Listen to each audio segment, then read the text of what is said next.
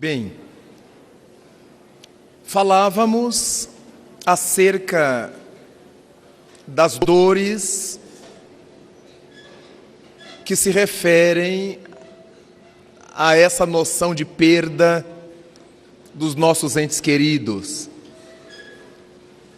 E vale a pena frisar sempre que, obedecendo ao seu caráter de o Consolador, o Espiritismo nos traz elementos sobrantes para que verifiquemos a questão da desencarnação de maneira bastante equilibrada. Dizer-se que os espíritas entendemos a morte não significa afirmar que os espíritas não soframos com a morte. Os espiritistas não carregam um coração de pedra, nem de silicone.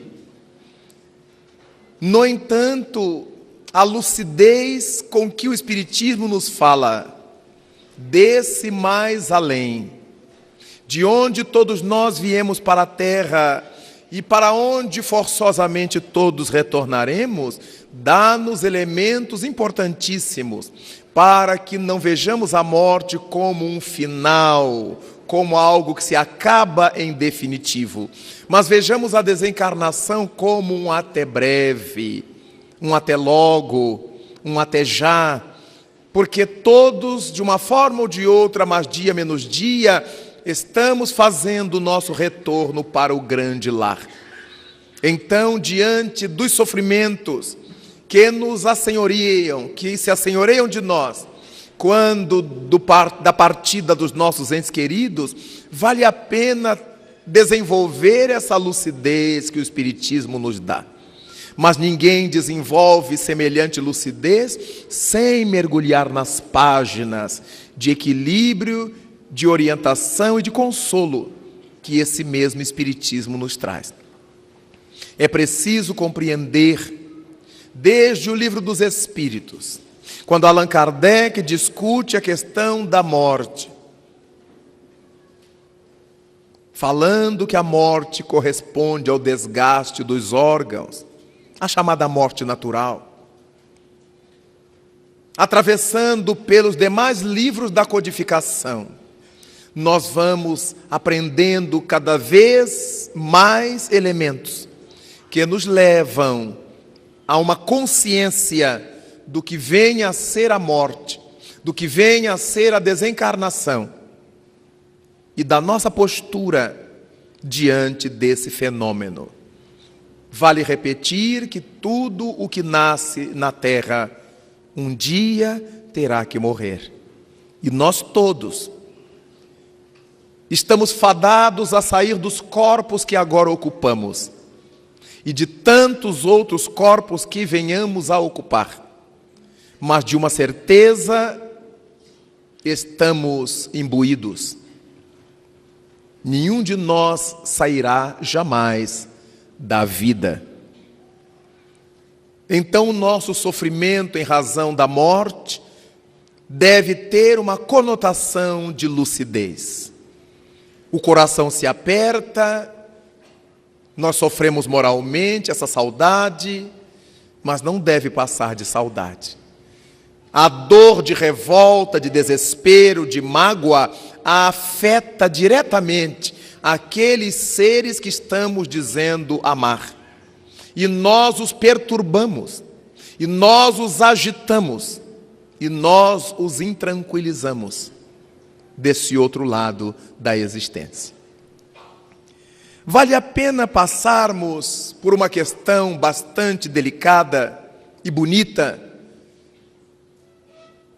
sobre a qual muita gente nos pergunta, e aproveitamos essa maneira de enfocar o sofrimento nosso para fazer uma cunha e falarmos a respeito do sofrimento dos animais. Por que sofrem os animais? É muito comum que nós, seres humanos, olhemos os animais como se seres humanos também fossem. Por mais que nós amemos aos bichos, não podemos ser infantis ao ponto de supor que eles são iguais a nós. Não podemos ter essa ingenuidade. O fato de eles necessitarem de nosso carinho, atenção, cuidados, quando domésticos, não implica dizer que os animais tenham que ter cuidados humanos. Vemos muita gente que cuida de bichos como não cuidaria de um filho. É também um desequilíbrio. As comidas mais caras para os bichos. As roupas mais caras que mandam fazer roupas para os bichos. Veja que isso é uma enormidade. A natureza fez o bicho desnudo, com a sua pelugem, com seu couro, com suas plumas. Essa é a sua roupa. Mas a gente que veste os bichos, porque vê neles gente. Faz casamento dos bichos. Estive numa cidade interiorana de São Paulo e ao lado do hotel um barulho ensurdecedor de máquinas trabalhando para construir um auditório. E perguntei a um dos rapazes do hotel o que era aquilo. Porque a gente precisaria descansar. Ele disse, não, está sendo feito um galpão para a festa do aniversário do cão do empresário que mora aí ao lado. Vai ser uma noite de banda, de festa, de convidados pelo aniversário do cão. É natural que essas pessoas digam para nós assim, é meu dinheiro, eu gasto como eu quiser, o cão é meu e eu gosto dele. É verdade, mas não deixa de ser desequilíbrio, porque certamente essa pessoa não dará 1 litro de leite a um menino que lhe bata a porta. E gostar mais do bicho do que se gosta de um ser humano é uma enormidade. Não podemos ser tão ingênuos ao ponto de supor que os animais e os seres humanos sejam iguais. Senão, o erro seria de Deus, que os pôs animais. E então vale vermos que os animais o são por uma razão. São irracionais porque não conseguem unir os pensamentos. Eles são irracionais porque eles pensam aos pedaços. O animal pensa na fome que tem e procura comida. Pensa em abrigar-se, em ocultar-se, em proteger-se e procura abrigo e proteção. O animal pensa em defender-se e ataca. Ele pensa sempre fragmentariamente. Não consegue juntar uma coisa com outra, um pensamento com outro, como já conseguem os humanos. E por causa disso que os animais humanos são chamados de animais racionais. Porque a razão corresponde a essa capacidade de unirmos pensamentos. De não pensarmos fragmentariamente, blocos isolados de pensamento. Por isso o ser humano é capaz de unir passado, presente e futuro. Por isso o ser humano é capaz de criar esse conceito de passado, de presente e de futuro e unificá-los. No ano passado, nesta época, estava frio em Curitiba. Este ano está ótimo, tomara que no ano que vem esteja assim também. Nos referimos ao ano passado com relação a esta data, a essa época, ao agora, e fizemos projeção para o porvir. Essa é uma atuação que só pode ser desenvolvida por seres racionais. Então nós somos racionais porque somos capazes de vincular pensamentos. Ontem comi dessa coisa, não me fez bem. Vou evitar de comer hoje. O animal comeu ontem, passou mal, ele come hoje de novo e passa mal de novo, ele come. O dono é que tem que deixar de dar-lhe. Ele não sabe unir as razões pelas quais Se nós agredimos a um cão, por exemplo, que é um doméstico, ele corre de nós e fica nos olhando de longe. Chamamos-lo de volta, ele vem. Nós o agredimos, ele corre outra vez. Faremos isso um número incontável de vezes até que o animal não venha mais. Ele não voltará, não é porque raciocinou. Se ele tivesse raciocinado, não voltaria da segunda vez. Ele não volta mais porque de tanto que nós repetimos o ato, nós o condicionamos. Então o animal aprende, entre aspas, pelo condicionamento que lhe é imposto. Assim se treinam animais para qualquer coisa. E o treinamento tem que ser repetitivo, senão ele esquece.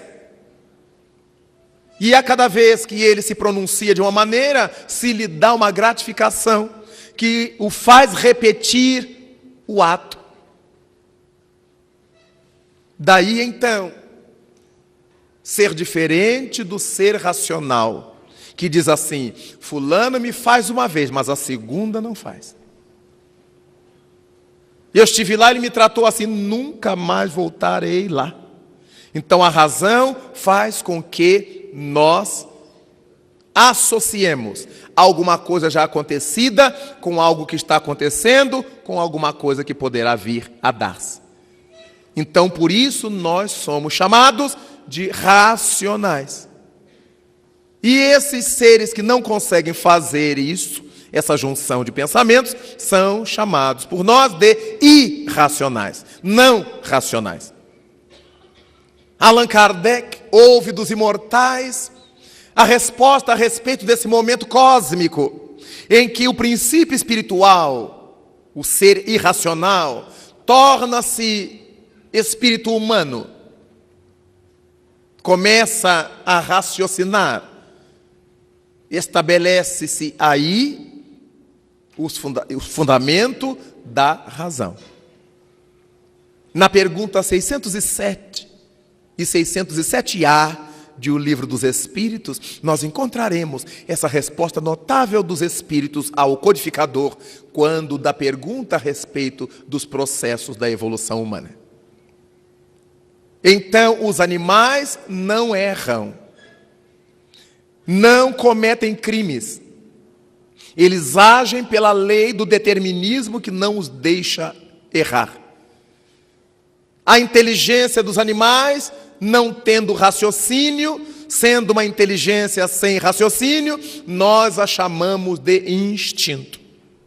Os animais agem por instinto, que é uma inteligência que não une as coisas. Uma inteligência sem raciocínio. Daí, então, eles não errarem. Nenhum animal está na terra por expiação, mas por prova, sim. Todos eles estão aprendendo sempre. Nenhum cão morde alguém porque não gostou da cor do vestido, ou porque não gostou da cor dos olhos, ou do perfume. Ele atacou porque se sentiu ameaçado. O instinto. Nenhuma serpente pica a canela de alguém porque não gostou da canela fina, porque se sentiu ameaçada. A pessoa não viu a serpente, mas foi passando bem junto dela e ela se sentiu ameaçada, armou o bote e atacou. Nenhum animal mata o outro só para ver o tombo, como ocorre entre os racionais. Um animal mata o outro para comê-lo. A cadeia predatória. O único animal que mata o outro de raiva, de crueldade, é o animal racional. Que grande paradoxo. Então nós começamos a olhar os bichos como olhamos os seres humanos, às vezes com um olhar mais benevolente do que aquele que temos para com os seres humanos. Mas se nós observarmos bem, os animais são seres que ainda estão se preparando para outros estágios de vida, conforme aprendemos na codificação espírita. E a dor dos bichos? O Espiritismo fala que a gente sofre por expiação. Mas se os animais não erram, por que é que eles sofrem? Há uma questão muito interessante. A dor no reino animal é típica daí. A dor foi feita por Deus para alcançar o reino animal. Por quê? Porque os animais vão desenvolvendo a consciência de si mesmo. Os animais vão desenvolvendo o sentido das coisas, vão amadurecendo o psiquismo, vão criando uma estrutura psíquica que o sofrimento ajuda, que a dor ajuda. A dor no reino animal não tem, portanto, as mesmas conotações que terá no reino humano. Os animais não sofrem para resgates morais. Os animais sofrem para instigá-los a fazer aprendizados. Olhamos na selva, na floresta, e não há por lá veterinários. Mas os animais sabem as ervas que devem comer, os frutos que devem comer, para vomitar e ficarem bons de determinados problemas. Nosso gato de casa, de repente ele corre na moita de capim e come e põe para fora o que lhe fazia mal. O nosso cão, quem foi que ensinou isto aos animais? As dores que foram atingindo o reino animal ao longo das faixas evolutivas. É por isso que o animal tem segurança onde ele está. É por isso que o animal corre diante de determinados sons ou movimentos da floresta, uns mais que outros, em função do aprendizado que a dor lhes impôs. O cão ouve melhor do que nós, mas o gato ouve melhor que o cão. É fácil perceber por quê. Porque o cão é o predador do gato. Então o cão vai devagarzinho, patas de veludo, para atacar o gato. Então a divindade dotou o gato de uma audição capaz de captar os passos de veludo do cão. O gato ouve melhor que o cão. O notável Charles Darwin, ao escrever a respeito da sua teoria da evolução, se referiu a uma questão de seleção natural. Os mais frágeis vão desaparecendo. Os mais frágeis em todos os sentidos. Mesmo na cadeia predatória, nós vemos animais que imediatamente são apanhados pelo predador e outros que escapam vivamente do predador. Há alguns que enganam o predador, simulam movimentos, deixam seu odor num sentido e se deslocam para outro sentido na floresta. Vejamos que o animal desenvolvendo habilidades de lidar com o seu predador. Por que é que a serpente sai da casca do ovo e corre e desaparece no meio da folhagem, fugindo de seu próprio pai ou de sua própria mãe, que os devoram em muitos casos? Vemos a tartaruga que sai do ovo e o seu instinto natural leva-a para dentro d'água, se for uma tartaruga marinha. Então nós começamos a perceber que os animais já nascem com aprendizado feito muita coisa, com uma percentagem de aprendizados feitos invejável. E o ser humano é o animal que nasce com maior quantidade de espaços para aprender. Imaginemos se a gente tivesse um bebê que já soubesse lavar louça, lavar fralda, tomar banho, né? No entanto, o animal humano é dependente durante longos anos na tarefa de fazer aprendizados, de renovar aprendizados, já que ele cometeu delitos no passado, ele precisa aprender coisas certas agora, ele depende de quem o eduque, ele depende de quem o oriente, o que o animal, o irracional, não depende. O que ele precisa já nasce consigo. A divindade o dotou desses elementos. Então, no reino dos animais, as doenças fazem o seu papel. Despertar neles o acordamento para a vida, sacudi-los para o que está à sua volta. Mas é da lei de Deus que, na medida em que o princípio espiritual se convertesse em espírito humano, dotado de razão, de discernimento, de senso crítico, já não incorrêssemos nos delitos em que ainda incorremos. Cada vez que atacamos um semelhante, nós voltamos à escala predadora dos irracionais. Só que não cabe ao ser humano predar o ser humano. Então, para nós, isso se chama um crime. Mas como repetimos a ação irracional, nós sintonizamos com as faixas irracionais e absorvemos dali o fluido correspondente a essa atitude. E nos adoece. Nós não precisaríamos carregar doenças, se não carregássemos ainda os vínculos com os reinos inferiores. Cada vez que temos fúria, nos assemelhamos ao irracional. Um olha para o outro. Quando a gente faz o mesmo, nós embichamos,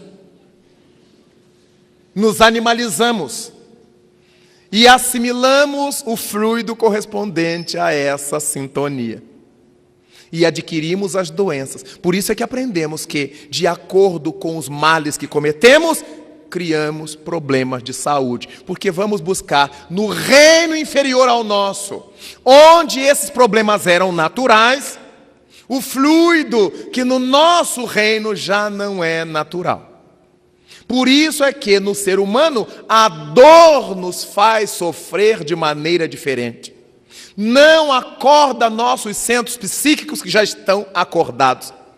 Somos nós que construímos o computador, que fazemos as máquinas, que vamos à lua, que beneficiamos os grãos, somos nós que beneficiamos o fio. Então o nosso lado discernitivo está acordado. Somos nós que fazemos as vacinas, os remédios. Somos nós que dirigimos veículos. Então a nossa dor afeta o lado moral. Um cão com lepra abana o rabinho e entra em qualquer porta que esteja aberta. Ele não tem vergonha. A lepra para ele não é um fator de desestabilização moral. É apenas um fator de aprendizagem.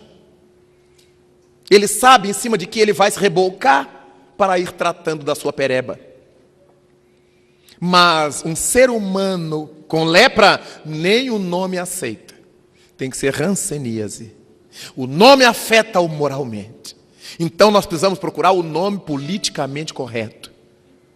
O politicamente correto é para que não ofenda a integridade psicológica do enfermo, dos seus parentes. Aqui os parentes do doente têm muitas vezes vergonha dele, desejam escondê-lo. Entre os animais não. Sabe, todos os animaizinhos doentes pela rua, um manca, o outro, está todo mundo contentinho, brigam, se mordem, comem. Porque para eles a enfermidade tem um outro caráter. No ser humano, mexe com a reforma moral. Então, com determinadas pústulas, a gente não sai à rua de vergonha. Como é que eu vou sair com essa cara? Como é que eu vou sair com essa ferida? Como é que eu vou sair desse jeito? Chame uma ambulância para me levar. A gente quer se esconder de todos os jeitos. Porque aquilo nos afeta. Olhar o corpo que se desfaz com uma enfermidade qualquer é para nós um motivo de sofrimento moral. Por isso resgatamos os erros cometidos.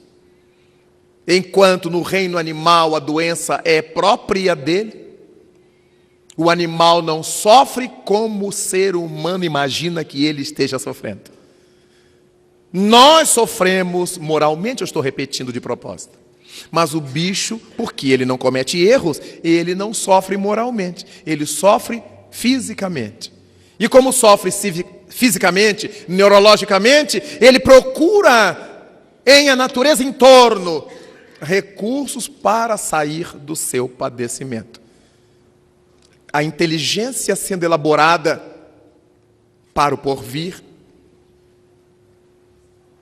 Como é que os primeiros pajés, os primeiros senhores das tribos, identificavam as ervas curativas das que eram venenosas, daquelas comestíveis, daquelas que seriam proibidas? Como é que eles souberam disto?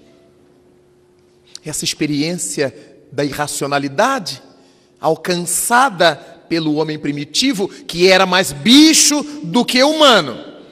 E na medida em que foi se desenvolvendo, foi fixando em si esses aprendizados, contando com a inspiração, com o acompanhamento, com o ensinamento dos anjos do Senhor, que nunca deixaram de balizar o progresso do mundo.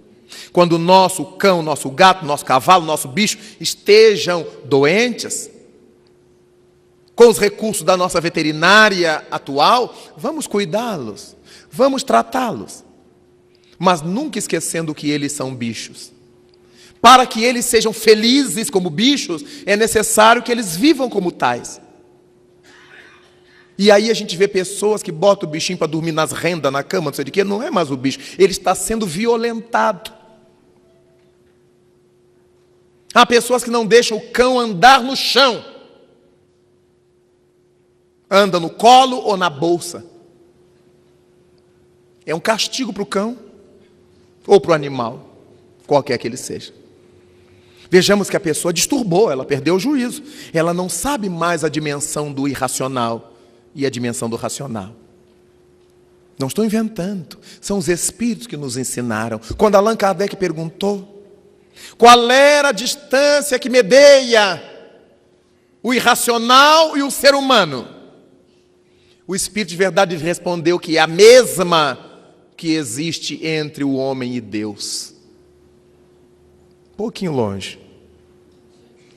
Então, quando algum de nós pega o animal e quer dar-lhe um status de humanidade, nós estamos cometendo uma incoerência.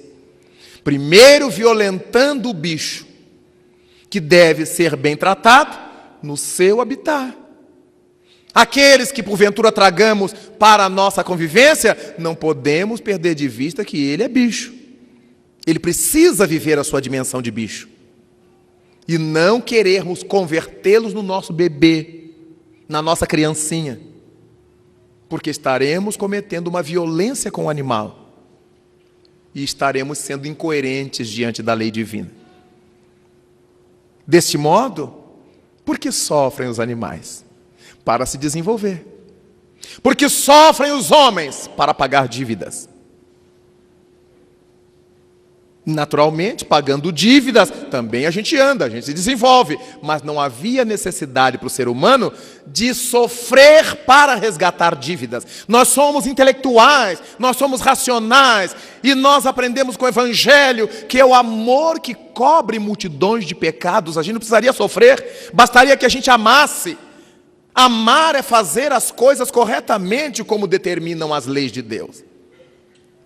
Amar não é viver de pendurado no outro, carregando o outro no colo, nos braços. Amar a vida é viver de acordo com as leis de Deus, que são leis de amor.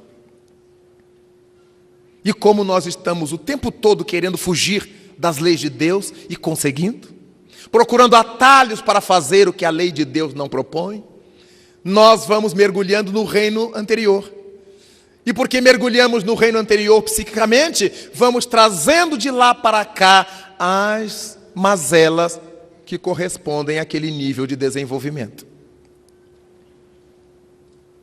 Aí a gente começa a se dar conta de que não é o bicho que está com a mesma doença do homem, é o homem que está com a mesma doença do bicho. Porque a doença pertence àquele reino e não a este. Deste modo, quando Cristo nos disse: no mundo só tereis aflições, Ele não disse que deveríamos ser afligentes um do outro. Sofrer aflições nem sempre são dores físicas. Nós vimos que são aflições psicológicas, emocionais, decorrentes da nossa ignorância relativamente a nós e ao mundo em que a gente está. Cuidar dos bichos, amar os bichos, mas não perder de vista que eles são bichos. Senão nós deixamos para trás um elemento fundamental da nossa estrutura, que se chama discernimento, senso crítico, razão. Francisco de Assis é modelo de ecologia, chegando ao ponto de dialogar com a natureza. Mas não há na sua história a informação de que ele levou o lobo de Gúbio para casa para dormir no seu quarto e lamber a boca junto com ele. Como muitos de nós racionais e universitários fazemos. Não sei em nome de quê. Ele falou com o lobo, se dirigiu ao lobo, acalmou o lobo, mas o lobo ficou lá. É lobo.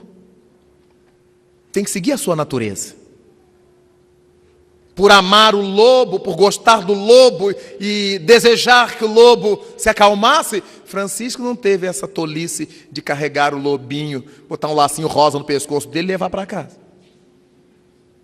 Nós achamos que gostar dos bichos, eu tenho que levar para casa. Uns põem na gaiola, prende ali. Eu gosto tanto que eu quero ter para olhar todo dia, então eu não gosto. Quando eu gosto, eu quero que ele, o bicho, fique bem. E nenhum bicho fica bem na gaiola, nem trancado. Ele fica bem em a natureza. Nós somos paradoxais. E transferimos esse paradoxo para a nossa relação humana. Quando a gente ama alguém, a gente amarra esse alguém. E surge o ciúme. Tem que ser só meu. Só eu posso olhar. Não é marido e mulher, mulher e marido. Pais e filhos. Quantos pais morrem de ciúme dos filhos? Amigos morrem de ciúme um do outro. Se é meu amigo, não pode ser amigo de mais ninguém. E isso é fruto dessa herança ruim que a gente vem trazendo da inferioridade do nosso caráter. Do egoísmo. Se eu amo alguém, que bom que esse alguém tenha amigos, tenha outros amigos. Que bom que outras pessoas gostem dessa pessoa que eu gosto. Que bom, uma mãe quando vê que seu filho tem muitos amigos, como ela deve ficar feliz? Se ela fica com ciúme, ela tem alguma doença emocional. Que maravilha saber que os nossos entes queridos são gostados por outras pessoas. Há um ditado popular que diz assim: quem ama a meu filho, a minha boca adoça. Vejamos que essa é a vida. A gente é feliz por ver que os nossos entes queridos são gostados, são queridos, são amados.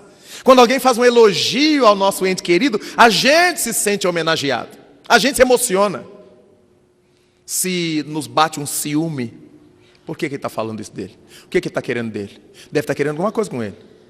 Aí é uma doença que precisa urgentemente de psiquiatra. Não é de psicólogo, hein? Porque a gente camufla o psicólogo. A gente mente o psicólogo. O psiquiatra que vê pelos traços que a gente apresenta como é que a coisa está. Uma amiga me disse no Rio de Janeiro, me procurando para me contar um problema que estava vivendo e pedir-me uma ajuda para que solucionasse o problema. E eu disse, mas escuta, menina, você não tem seu analista há anos. Por que você não conversa com ele esse problema? Você acha que eu conto tudo para o meu analista? Eu digo, ai, mas você então está bancando uma pessoa muito estranha. Eu não quis dizer outra coisa. Porque ela paga o homem, mas não se abre com ele. É para ter o status de ter um analista. Porque hoje quem não tem um analista é demodê. Mas você não tem um analista?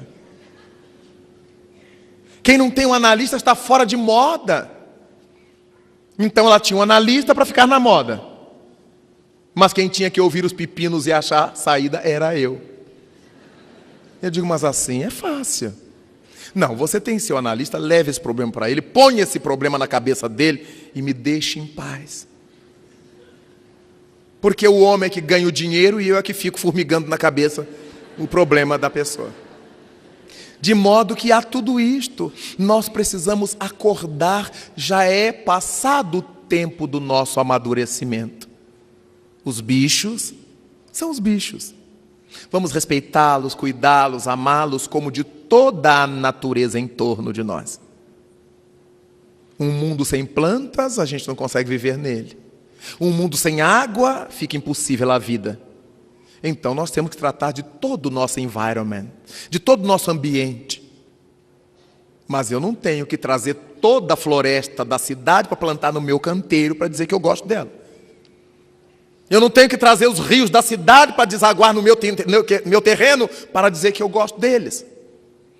Então eu não tenho que trazer os bichos todos para dizer que eu gosto. Ah, eu tenho uma bicharada na minha casa. Mas com que objetivo? Ah, eu gosto muito de bicho. Não gosta. Se a gente gostasse, daria ao bicho o direito de sê-lo. Deixaria o bicho onde ele precisa estar. Então nós somos paradoxais.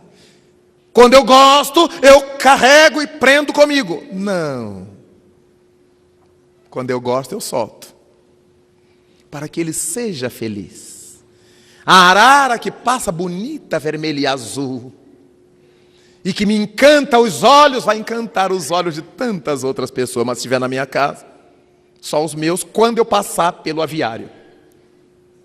Normalmente está no fundo do quintal. Eu só vejo quando vou dar alimento. Porque eu não fico sentado no fundo do quintal olhando para a minha gaiola. Então é o máximo do egoísmo. Eu tirar o bicho da natureza, levar para minha casa, tê-lo numa gaiola e dizer que eu amo os bichos. É um modo estranho de amar.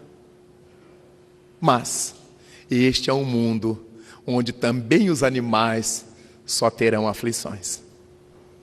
Uns porque podem ir para a panela, outros porque podem ir para a gaiola, e outros porque depois da gaiola irão para a panela.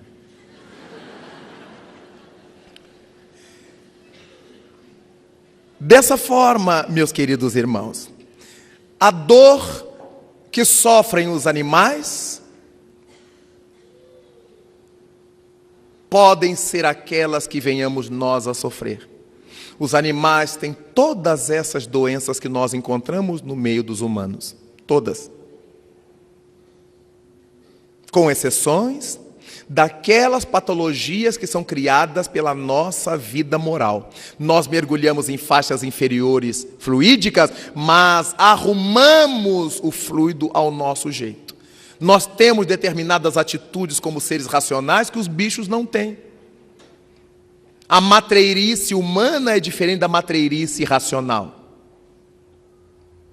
A nossa matreirice é de falsificar documentos, é de escrever libelos contra os outros, é de caluniar, é de levar o fuxico do trança, o leve trás, que os bichos não fazem. Então nós criamos doenças que não achamos entre os bichos. A gente nasce com lesões psiquiátricas, lesões cerebrais, pelo mau uso que fez do cérebro, da inteligência.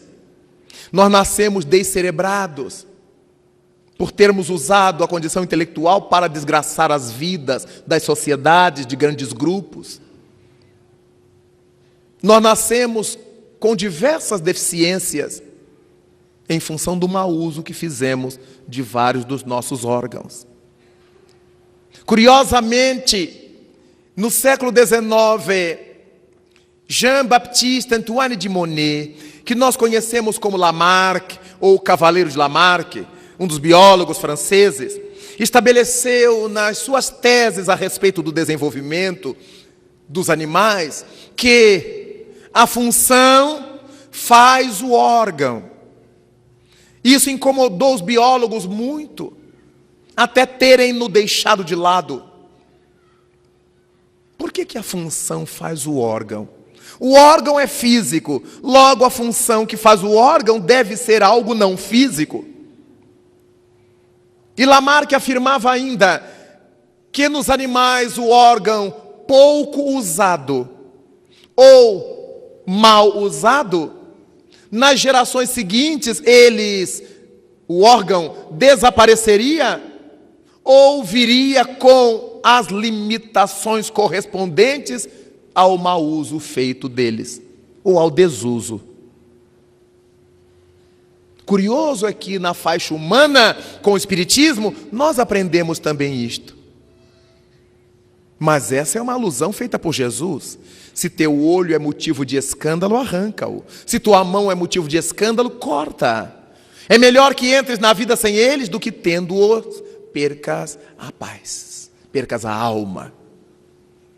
Então, aquele órgão mal usado por nós humanos, ele é mal usado de propósito, porque nós somos inteligentes e racionais. Então, nós nos candidatamos a tê-lo alterado no futuro ou desaparecido no futuro. Alguns dos nossos órgãos e funções vão sendo deixados de usar por desnecessidade, outros por imaturidade. Aqueles que são deixados de lado por desnecessidade obedecem à evolução natural que todos nós temos que realizar. Aqueles órgãos ou aquelas funções nossas que são mal utilizados de propósito, quando a gente ouve para fazer a trança, quando a gente vê para desenvolver a maledicência, quando a gente aprende a sentir negativamente, a desejar sempre o mal do outro, vejamos que estamos fomentando desarmonias em centros muito especiais da vida nossa, que vão repercutir sobre nós, porque esses órgãos, essas funções, se tornaram motivo de escândalo. Ai daquele por quem venha o escândalo, disse Jesus. Assim, queridos irmãos, é importantíssimo perceber a diferença entre o sofrimento dos bichos, sofrimentos dos humanos. As doenças humanas, como vimos, na sua grande maioria, elas vêm daquelas puxadas, daquelas buscas que fazemos no nosso passado, lá nos reinos anteriores ao nosso. Então, a solução do problema das dores humanas não pertence ao campo físico. Essa solução pertence ao campo espiritual. Fisicamente, podemos libertar o indivíduo de algumas doenças, mas não se pode curá-lo em definitivo. A cura definitiva pertence ao espírito. O ser humano sofre de enfermidades físicas por não conseguir viver a saúde espiritual, ou seja, a saúde parafísica. Vejamos que isso é alguma coisa muito séria para as nossas considerações. Nós podemos até curar alguma dor de alguém, mas a base do problema desse alguém nós não conseguimos remover, só o próprio alguém. Quantas pessoas fazem uma cirurgia, retiram um órgão ou parte do órgão e supostamente estão curadas. O médico lhe dá alta e dali a pouco ou dali a muito o problema está de volta. E quando está de volta, quase sempre já não tem mais jeito. É relativamente fácil admitir por quê. A medicina, nos níveis como se encontra hoje no mundo, ela atende à casca. Começa a se voltar para a intimidade quando surgiu a medicina psicossomática, já admitindo que há consequências que explodem no soma, que têm origem na psique. Esse já é um grande avanço.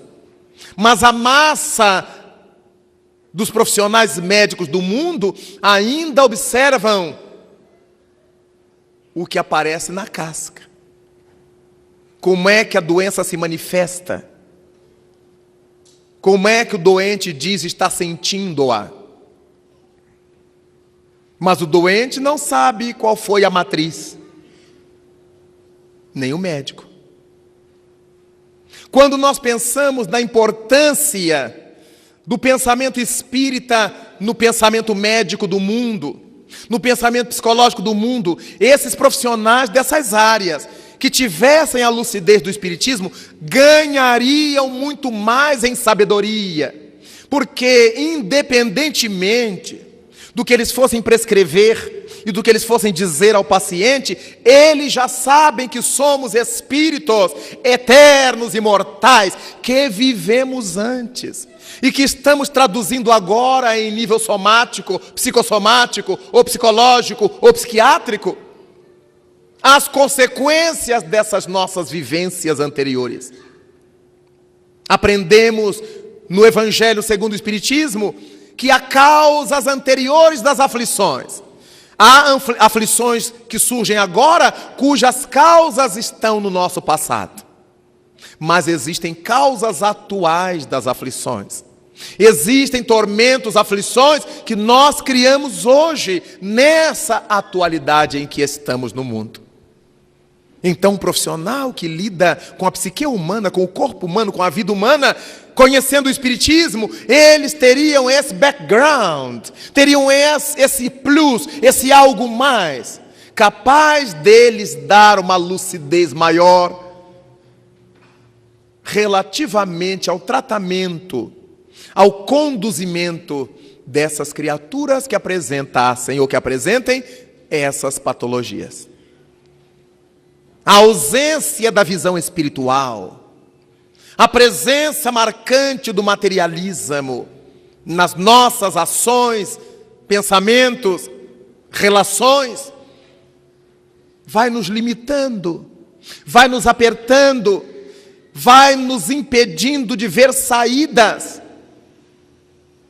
Quantas vezes, por isso, psicólogos, médicos, psiquiatras, sociólogos jogam a toalha. Alguns afirmam esse é um caso sem solução.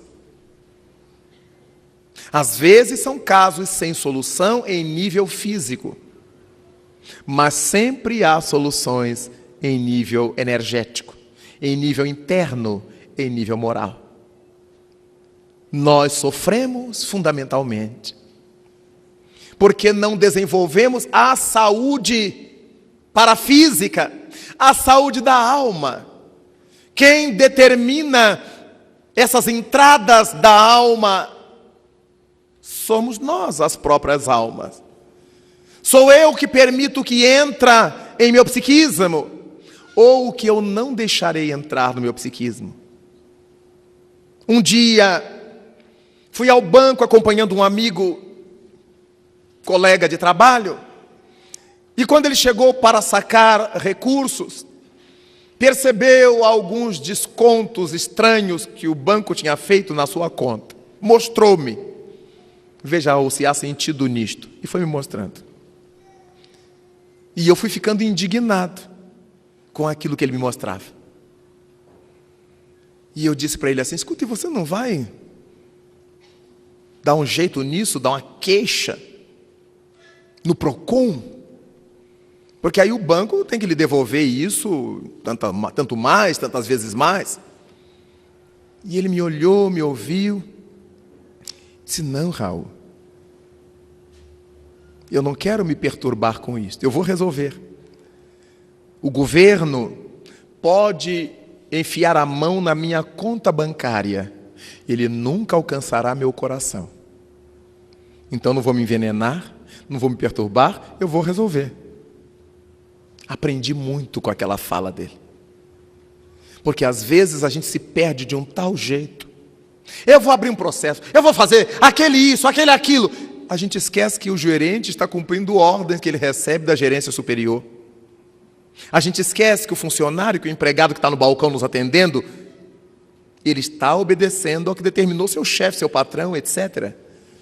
Então, na hora que eu estouro com ele, eu estou cometendo uma injustiça. Ele está cumprindo ordens. E o meu amigo me disse, não, o governo poderá meter a mão, enfiar a mão na minha conta bancária, mas nunca no meu coração. Eu não vou sentir o que ele quer que eu sinta. Eu continuarei sentindo o que eu gosto de sentir. Eu gosto de estar em paz. Eu gosto de ser feliz. E eu aprendi naquela manhã com meu amigo, para também não deixar que as pessoas façam meu íntimo, meu coração de gato e sapato. Eu gosto de sentir o que eu quero sentir, e não o que os outros proponham que eu sinta. Dessa maneira, nós vamos controlando o fluxo de nossa saúde. Nós vamos aprendendo. Um médico brasileiro escreveu um livro que ele intitulou Quem Ama Não Adoece. Tive a curiosidade de ler o livro. Que livro interessante. Que reflexões interessantes. Quem ama não adoece. Recordei-me de Chico Xavier entrevistado por jornalistas que perguntaram-lhe a respeito do seu estado de saúde. E ele respondeu com bonomia e com sorriso, eu sou um doente são, meu filho. Só o Chico. Eu sou um doente são. Ele tinha consciência de que estava queimando a dívida com a doença que ele portava, várias. Mas tinha outra consciência de que não estava tornando a adoecer, não estava criando problemas novos. Então ele era um doente por causa das causas anteriores, em virtude das causas anteriores das aflições. Mas, com relação ao seu presente, em prol do seu futuro, ele era são. Porque nós podemos estar resgatando hoje os erros de ontem, sem cometer novos erros que venhamos a ter que resgatar amanhã. Porque a sementeira é livre, disse-nos Jesus. No entanto, a colheita nos é obrigatória. Por que é que Deus não impede que a gente colha os frutos de nossas ações? Porque Ele não impede que a gente semeie as nossas ações. Mas Cristo foi muito enfático. A sementeira, cada um faz como quiser. É livre, mas depois que eu semeei espinhos, não há como eu colher morangos. Daí nós começamos a ver que nós sofremos por imperícia nossa. Há muitos sofrimentos no mundo pelos quais já não teríamos que passar. Já não precisaríamos passar se tivéssemos maior cuidado conosco mesmos. Quantas são as pessoas infiéis a si? Elas sabem das coisas, mas não se modificam. Elas sabem dos malefícios, dos excessos, e nunca se deslocam dos excessos. Elas fumam e justificam, porque me acalma, porque é meu dinheiro, porque é isso, porque é aquilo. Elas bebem alcoólicos em demasia, para alegrar, pela tristeza, por causa do frio, por causa do calor. Elas bebem alcoólicos, elas bebem alcoólicos. Não adianta fazer nenhuma propaganda, campanha explicando os malefícios, porque ela arranjará sempre uma justificativa racional para manter seus vícios, manter seus problemas. E é por isso que, agindo com irracionalidade, nós acabamos por tanger os reinos irracionais, penetrar nossas antenas mentais nesses reinos e absorver daí aquilo que já não precisávamos mais ter no reino humano. Por essa razão, a doutrina espírita nos convida a fazer essa grande viagem na busca de nós mesmos, esse grande trabalho ao encontro de nós próprios, em nome desse Jesus de Nazaré, cujo berço, cuja cuna nós evocamos sempre nesse mês de Natal. É esse Jesus de Nazaré que nos abriu as portas do planeta Terra para que aqui realizássemos o périplo da nossa evolução. desenvolvêssemos a marcha de nosso crescimento. É a Ele que tudo devemos. É Ele o nosso mestre, nosso médico das almas, nosso bom pastor. É graças a Ele que gradativamente vamos recebendo na terra a presença, a visita de mensageiros do mundo mais alto.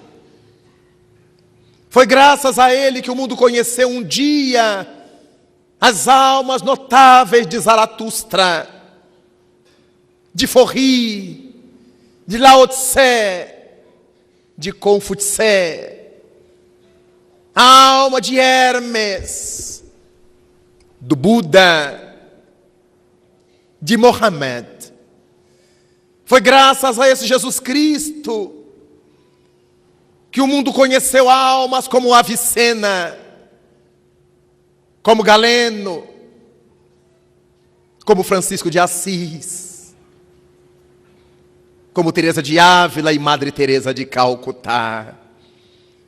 É graças a esse Jesus que nos nossos tempos travamos contato com Gandhi, com Chico Xavier, com Divaldo Pereira Franco, com esses notáveis vanguardeiros de um tempo novo, que apesar das doenças físicas que portam, podem dizer, como disse o velho Chico, que são doentes portadores de sanidade. Eu sou um doente são. Madre Teresa desencarna de insulto cardíaco, ao longo dos anos sofrendo sua angina pectoris, como Chico Xavier, como Divaldo Franco.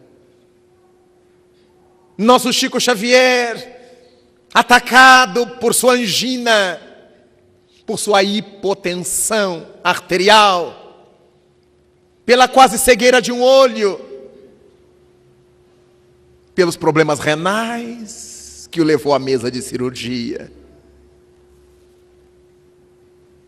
Nossa Ivone do Amaral Pereira, anginosa, e o Chico que fazia ainda blague com a sua enfermidade. O que é que eu posso fazer, meu filho, se Dona Angelina não me deixa? A Dona Angelina era angina, que ele ainda apelidava jocosamente de Dona Angelina. Ela gosta tanto de mim, que quando eu saio do trilho ela dói, e eu tenho que voltar.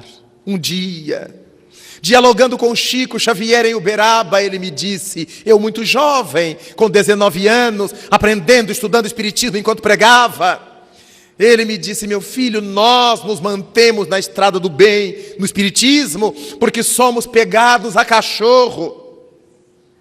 E eu olhei para ele, mais estúpido do que sou hoje, e perguntei-lhe, Chico, o que é pegado a cachorro?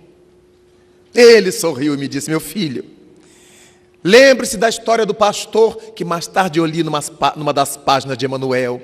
O pastor segue com seu rebanho pela trilha dos campos, e uma das ovelhas desvairada sai do rebanho e se oculta na capoeira. O pastor acomoda o rebanho, vai lá buscar aquela ovelha e trá-la de volta ao aprisco. Continua a marcha, novamente a ovelha se desvaira e corre para o matagal. Outra vez o pastor aquieta o rebanho e vai lá buscar aquela ovelha tresmalhada. Mas na terceira vez que a ovelha foge, o pastor issa o cão para buscá-la. E ela vem mansa, porque o cão vem mordendo-lhe as pernas. E ela se integra ao rebanho e não sai mais, com medo do cão que vai ao lado. Dizia Chico, nós somos assim. Nós vamos nos afastando de Jesus, vamos saindo, vamos indo. Tantas vezes, que agora na terra Ele manda o cão do sofrimento nos buscar. E depois que a gente está bem alegrinho no mundo e começa a doer, a gente se lembra dele e volta correndinho. No caso dos espíritas, meu filho, aqueles que desaparecem do centro, que nunca mais a gente vê, é porque a vida está boa. Daqui a pouco eles começam a aparecer de mansinho, pode contar que tem problemas. Aí eles querem todo o serviço do centro, eles vão de manhã, eles vão de tarde, eles vão de noite, eles querem dar passe, eles querem receber, eles querem dar comida, eles querem... Até que tudo fique bom de novo, eles deem outra fugida e o cão da dor os traga de volta. Me dei conta da verdade do que o Chico dizia. Grande número de nós, espiritistas ou não, só buscamos o Cristo quando dói. Quando o cão da dor nos vai buscar nos territórios da indiferença nos quais nos encontramos. É tão importante, queridos irmãos, nestes tempos de Natal, refletirmos sobre esse amor tão pouco amado ainda por nós, que é Jesus. E fazermos a Ele a nossa profissão de fé, que não pode ser labial, que deve ser sentimental, emocional, vivencial. Não importa como estejamos, não importa como sejamos, a partir de agora eu quero caminhar para frente, para o alto. Eu quero olhar minhas dores, minhas lutas, meus sofrimentos, não como se eu fosse a grande vítima do mundo ou de Deus, mas como alguém que está carpindo, que está resgatando o que deve diante das leis da consciência. Ainda que eu tenha que chorar, ainda que eu deva sofrer, eu sei que Deus me ama. Eu sei que o Cristo vela por mim. Eu sei que não estou a matroca nesse mar da existência. Não estou à deriva, ameaçado de me arrebentar contra os arrecifes. Conto com Cristo, que me vai conduzir, que me vai orientar, desde que para isto eu abra as ouças, eu abra os olhos, eu tenha ouvidos de ouvir, eu tenha olhos de ver. Neste Natal, assumamos conosco esse compromisso, sem fazer promessa. Amanhã eu estarei mais espírita que Allan Kardec. Depois de amanhã eu me crucificarei. Nada disso que é mentira. Vamos fazer um projeto, como propunha Santo Agostinho. A cada dia fazer um levantamento. Como é que foi hoje? Eu gostei de mim hoje? Estou feliz comigo hoje? E naturalmente a nossa mente vai fazendo uma retomada, enquanto rebobina o dia vivido, vai fazendo uma retomada de como foram nossas ações. A quem que eu tratei mal sem nenhuma necessidade?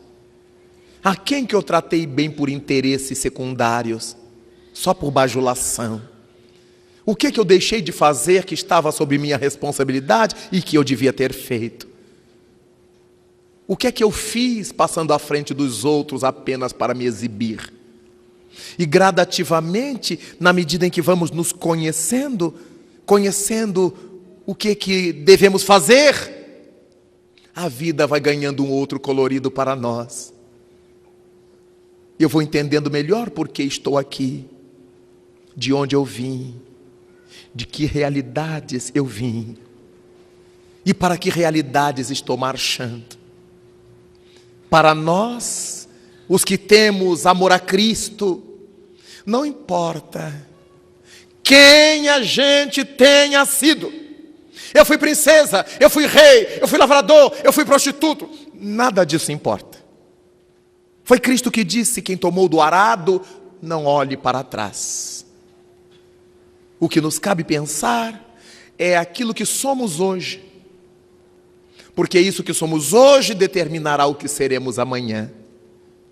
O passado deve servir tão somente como adubo na grande sementeira do futuro que estaremos realizando hoje. Aquilo que me faz sofrer agora e que não me deixa bem, eu não vou repetir para o amanhã. não ter que sofrer a mesma coisa. É por essa razão que a doutrina dos Espíritos nos chama atenção para o nosso sofrimento na terra. No mundo, Jesus o disse, só tereis aflições. Nada obstante, ensina-nos o Espírito de verdade, que nós poderemos ser na terra tão felizes quanto a terra nos pode permitir. Estar num mundo de provas e expiações não implica que devamos chorar 24 horas por dia, nem nos arrastar sobre a lama 24 horas por dia. Há os dias de sol e de frescor. Diante dos dias de caligem e de escuridão. Estamos na terra para a tarefa do crescimento. A maior parte de nós em processo de provações e de expiações. Necessidade de saber. Necessidade de transformação moral. E quando chega o Natal, parece que sentimos uma brisa diferente. Parece que nos beija um favônio que desce das regiões celestiais. É como se o Espírito de Maria de Nazaré trouxesse em seus braços o Filho amado para derramar desse Filho por sobre os corações da humanidade. É como se ela viesse outra vez, 2 milênios após, bater em nossas portas para que lhe ofereçamos, ainda que seja uma estrebaria íntima, onde ela possa colocar seu rebento luminoso. E ao contato com esses seres luminosos, nós possamos louvar a Jesus, para que as nossas dores não sejam tão ásperas, em função do que Ele nos disse, vinde a mim, todos vós que estáis cansados, oprimidos, derreados, que eu vos aliviarei.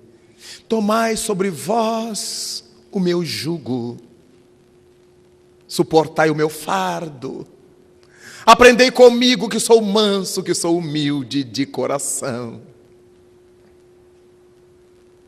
Allan Kardec pergunta aos imortais, em O Livro dos Espíritos, para chegar à perfeição, a criatura tem necessidade de passar pela fieira do mal? E eles respondem, não. Não há nenhuma necessidade de passarmos pela fieira do mal, sim pela fieira da ignorância. Está chegada a hora de irmos saindo dessa ignorância que nos faz enlouquecer diante da dor, diante da morte, que nos leva a sofrimentos hiperbólicos, diante da desencarnação, que nos leva a paroxismos, à beira de loucuras, quando sofremos em nós próprios enfermidades incuráveis na terra. Com Jesus, tudo se torna diferente. Acostumei-me a visitar leprosários, hospitais psiquiátricos, lugares onde o sofrimento exorbita. Visitei oportunamente na África um lar de crianças, jovens e adultos com paralisia cerebral. E ouvi a história de uma mulher que cuidava dessa instituição sul-africana. Uma alemã que foi visitar a África do Sul com seu marido, de férias, num verão. Aposentados, filhos criados, andavam pelo mundo como globetrotters, de viagem em viagem. E ao chegar na África do Sul, uma amiga que lá vivia levou o casal para visitar uma mulher que tinha 2 filhos com paralisia cerebral e com dificuldade de tratá-los em casa, porque eram totalmente dependentes. O casal de viajantes se apaixonou por aquelas 2 crianças, esticou as férias na África e ficaram hospedados no hotel, mas diariamente iam para a casa da senhora, mãe das crianças, para ajudá-la nos serviços, no atendimento, no banho, no corte do cabelo, das unhas, de tudo. Até que decidiram não mais sair da África. Ele retornou à Alemanha para continuar gerenciando as coisas da família. E periodicamente viaja onde a mulher ficou vivendo. Conhecia, risonha, festiva, cada criança, cada jovem daquele, porque depois expandiu a obra, ela criou uma casa para cuidar das 2 crianças e descobriu outras dezenas de situações idênticas pela África do Sul. E ela acarinha aqueles seres, como se tivesse descoberto a vida outra vez, depois de haver criado a sua família própria. Emocionei-me, porque aquelas crianças e moços com paralisia cerebral, quando ela passa a mão sobre suas cabeças, eles estremunham, eles tremem, eles sorriem, eles reviram os olhos, e se estão dormindo, tremem no leito. A energia que ela transmite, a energia que ela deixa passar aos seus entes queridos. Mas oportunamente tive ensejo de visitar no estado do Pará o leprosário de Ananindeua, na região da Grande Belém. Fui falar no centro espírita que funciona ali, Centro Espírita Reencarnação. E naquela oportunidade, depois da minha fala, às 15h, tem que ser um horário cedo em virtude dos atendimentos e tratamento dos pacientes, os confrades me perguntaram: Raul, você gostaria de visitar os doentes que estão mais graves? Eu disse: sim, gostaria. Eles chamavam de ferro velho. Eram os doentes de hanseníase, que já estavam cegos, muitos surdos, amputados, tinham pernas, tinham braços. Uma situação deplorável em termos físicos. Entrei na grande enfermaria bem aerada e vi um leito sobre o qual estava um mosquiteiro. Aproximei-me como se tangido por uma energia especial, por um magnetismo muito especial.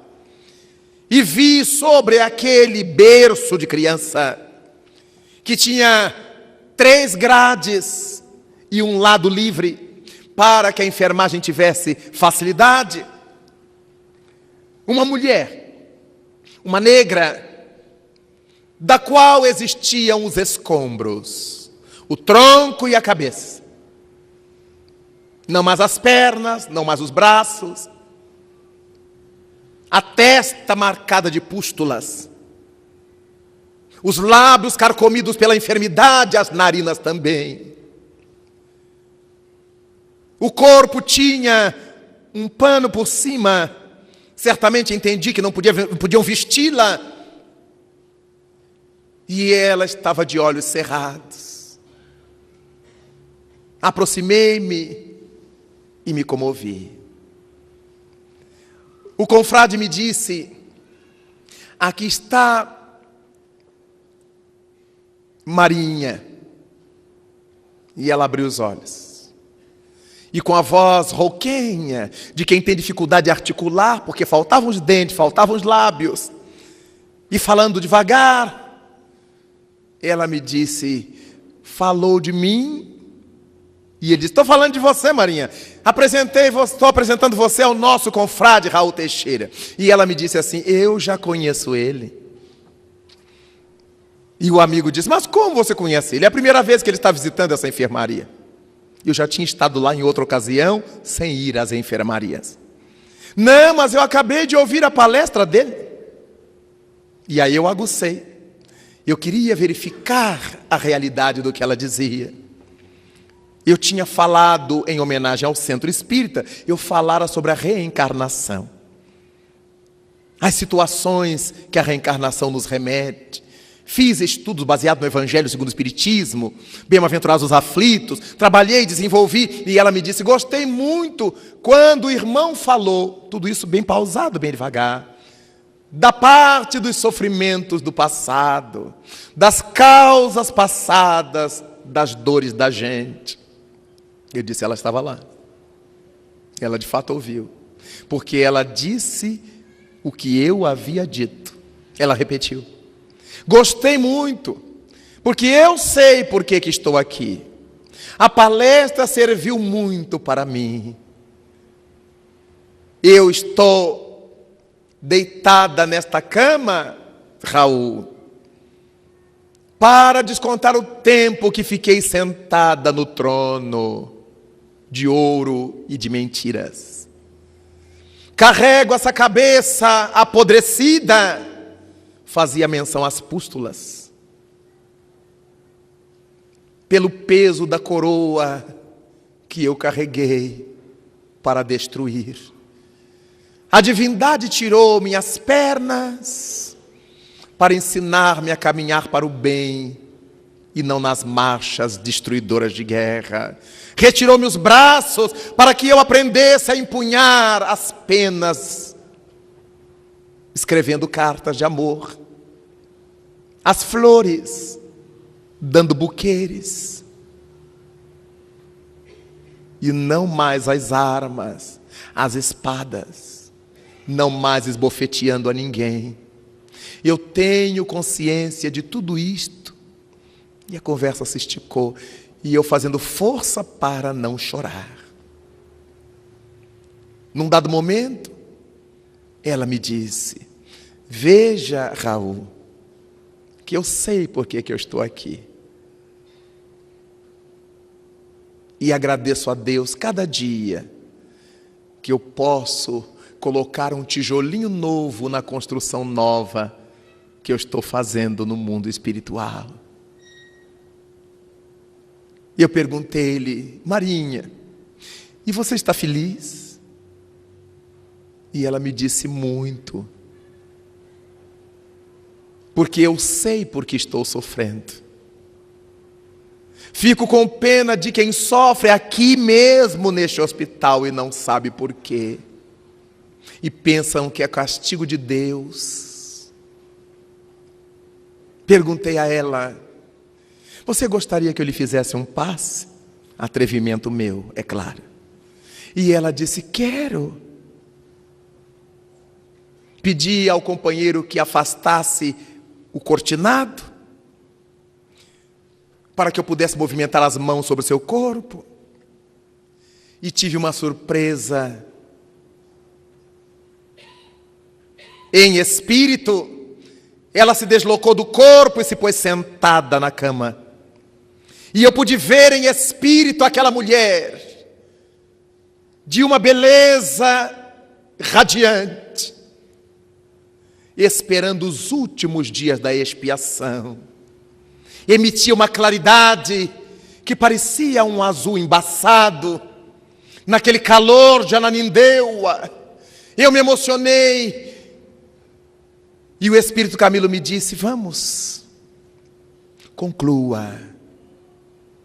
O confrade orou, e eu estendi as mãos, não mais sobre o corpo enfermo, mas sobre aquele ser espiritual, de quem certamente eu absorvi energias positivas, estava queimando os últimos dias. Depois fiquei sabendo, ao sair dali, que ela estava internada havia 68 anos, como ranceniana.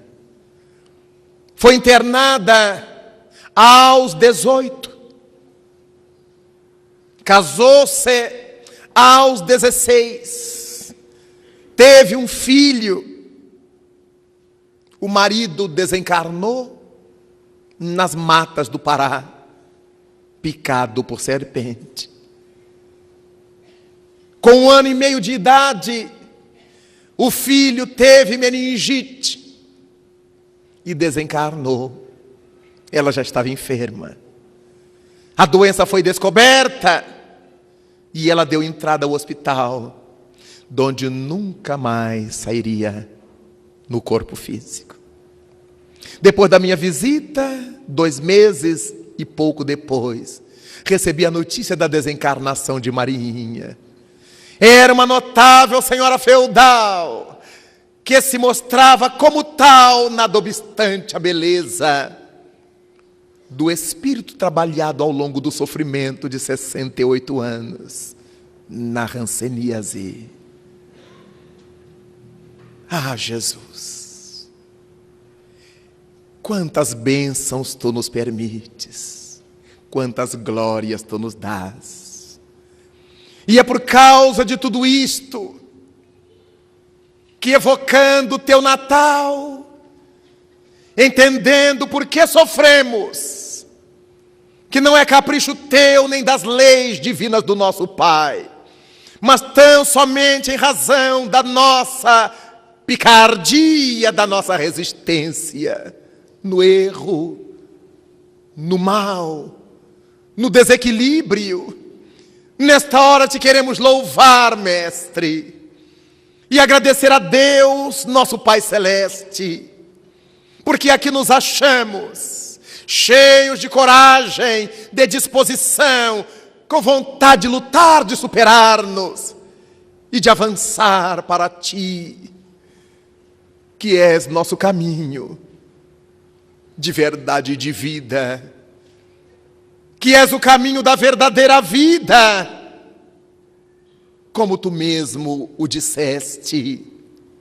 Agradecidos então, Jesus, abrindo nosso coração para o Teu Natal, pedindo-Te para que não Te reserves, que penetres a nossa casa interna e converta nosso íntimo na cuna veneranda, onde Tu possas renascer em nós. Mãos unidas, corações juncados ao amor da vida. Queremos dizer então neste dia, marcado pelas páginas de paz, pelas messes de alegria, Pai nosso que estás nos céus, na luz dos sóis que brilham nos infinitos, Pai amoroso, Pai bom, Pai de todos os seres aflitos que gemem, que choram, que se debatem nesse mundo de dores e de escarcéus. Santificado Senhor, seja o Teu nome sublime, nome que em todo o universo exprime ternura, concórdia, misericórdia, exprime amor. Venha ao nosso coração, Senhor, o Teu reino de bondade, reino de paz, reino de claridade, nessa estrada augusta que nos leva à perfeição. Cumpra-se o Teu mandamento, mandamento que não vacila, mandamento que não erra, seja nas engrenagens dos céus, seja nas estruturas da terra, onde ainda deparamos tanta mágoa, tanta dor, tanto sofrimento. Livra-nos, Senhor, de todo mal, mas dá-nos hoje o pão em nosso caminho. Permite que ele seja amassado com o trigo do amor nas mãos de carinho dos nossos amigos espirituais. Auxilia-nos também, para que em nossos deveres cristãos aprendamos a amar a todos os nossos irmãos, principalmente aqueles que ainda se acham distanciados do bem, sob a proteção de Jesus. Livra nossa alma do erro, neste mundo de desterro, distante ainda da Tua luz. Perdoa-nos, ó Pai, os erros escabrosos de passados tenebrosos, geratriz de tanta dor. para que a tua ideal igreja, a igreja da saúde, a igreja da fraternidade, da verdade, da justiça, a igreja da revelação imortalista, realize dentro de nós o altar venerando da mais expressiva caridade, a fim de que dentro dele então se possa cumprir a vontade do teu inesgotável e doce amor, hoje e para sempre, Senhor, que assim seja. Muito obrigado, Mestre Jesus. Obrigado, Pai de nossas vidas. Muito obrigado, senhores.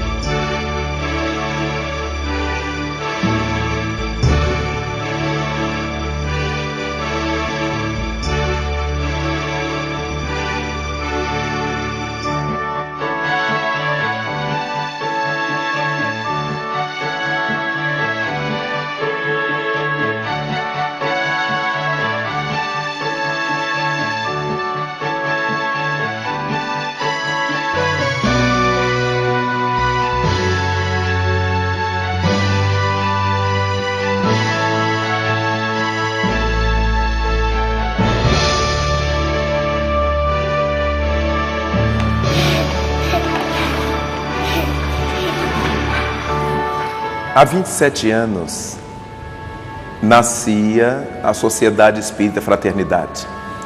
Essa sociedade nasceu a partir do idealismo de um grupo de companheiros que vinham trabalhando desde 2 anos antes em atividades sociais em nossa cidade de Niterói. Lidamos durante 2 anos e quebrados numa localidade que à época era chamada de Favela do Gás, depois passou a ser conhecida como Aterrado São Lourenço, e iniciamos aí um trabalho social de atendimento às crianças, aquelas mulheres, aquelas famílias desses lugares. Ao longo do tempo, sentimos a necessidade de formar uma instituição que pudesse agasalhar esse trabalho. E em 1980, no dia 4 de setembro, nós formalizamos o nascimento da Sociedade Espírita Fraternidade, a nossa SEF. Com o passar do tempo, por motivos diversos, tivemos que abrir mão da localidade em que estávamos atendendo para atender em outras localidades de nossa cidade. E adquirimos a região, a terra onde hoje está plantado o Remanso Fraterno, que teve seu começo de suas atividades em 1988.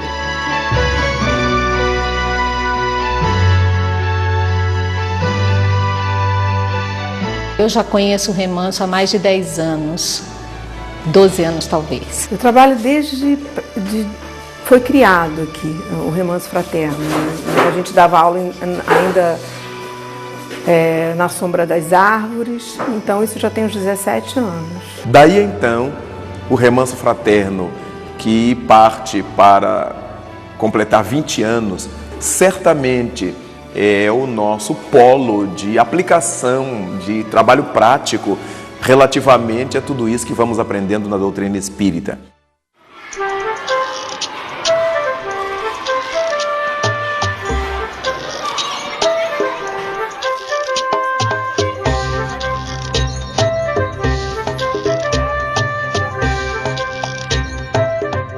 Oi, meu nome é Wesley.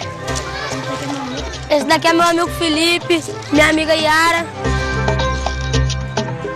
Vamos mostrar um pouco do Remanso Fraterno.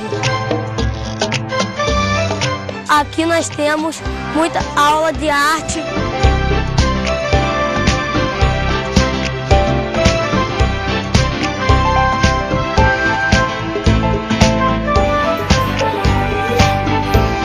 Aula de educação física.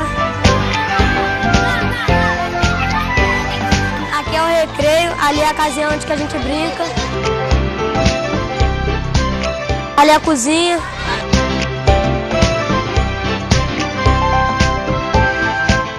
Ali é o campo onde que os meninos sempre jogam. Vamos lá.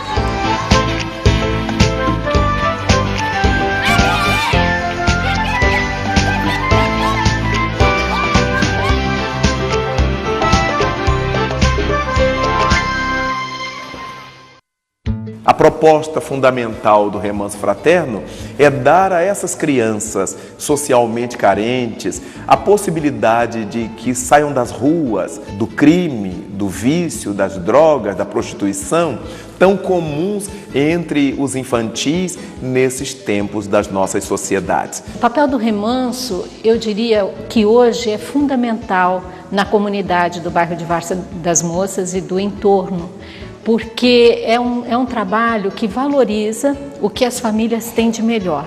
A gente procura resgatar a família através da criança e isso causa um impacto grande na medida em que nós ficamos com essa criança o dia inteiro e as mães ficam livres para trabalhar, para estudar e para poderem estar transformando as suas vidas. Aos sábados, abrimos o Remanso Fraterno para as aulas de evangelização.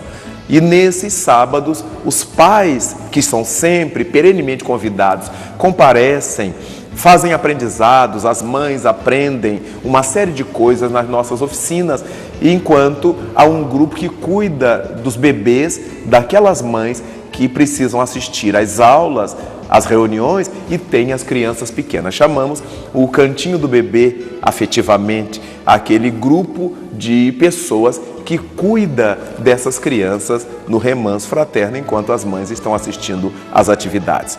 Ao longo da semana, elas têm o acompanhamento da educação física, trabalham com os professores de educação física que procuram dinamizá-las para que estejam em boas condições físicas desde a sua infância. O trabalho odontológico do Remanso Fraterno faz fundamentalmente um trabalho de base, um trabalho profilático. Aplicamos nas nossas crianças o flúor à sua dentição e já batemos recorde de quase 3 anos sem que uma única criança apresentasse qualquer cárie. O trabalho médico e psicológico do Remanso Fraterno também funcionam nessa área preventiva, na área da instrução doméstica, na área da educação das famílias, para que essas famílias consigam manter minimamente esses padrões de acompanhamento da criança. Estamos cada vez mais levando para o Remanso Fraterno esses pais, para que participem conosco dessa empresa de levantar as crianças no rumo de Jesus. E também os exemplos que o remanso promove na sociedade, né, de preservação ambiental, de atitude na área de educação. As crianças, elas são admitidas a partir dos 2 anos e meio, né, e ficam até o 5º ano. Como algumas chegam nesse percurso, né, já com alguma defasagem, né, de repetência e coisa e tal, a gente tem uma média de 11, 12 anos de idade. Então é mais ou menos essa época que a criança está deixando o remanso. Sabemos que toda a doutrina espírita que nós estudamos, que nós aprendemos, não terá sentido se não servir para a nossa autotransformação para Jesus e naturalmente se não nos ajudar a ser fraternos, a trabalhar junto ao nosso semelhante. É evidente que quando a gente faz com amor, né, o trabalho sempre sai bem feito. Mas na instituição espírita, a gente, além de ter o respaldo da doutrina espírita, a gente conta também, né, com o apoio dos amigos espirituais e a coisa flui muito melhor. A cada dia a gente aprende alguma coisa a mais sobre a vida, alguma coisa a mais sobre Deus, sobre a justiça divina, sobre a bondade, sobre as leis que nos regem.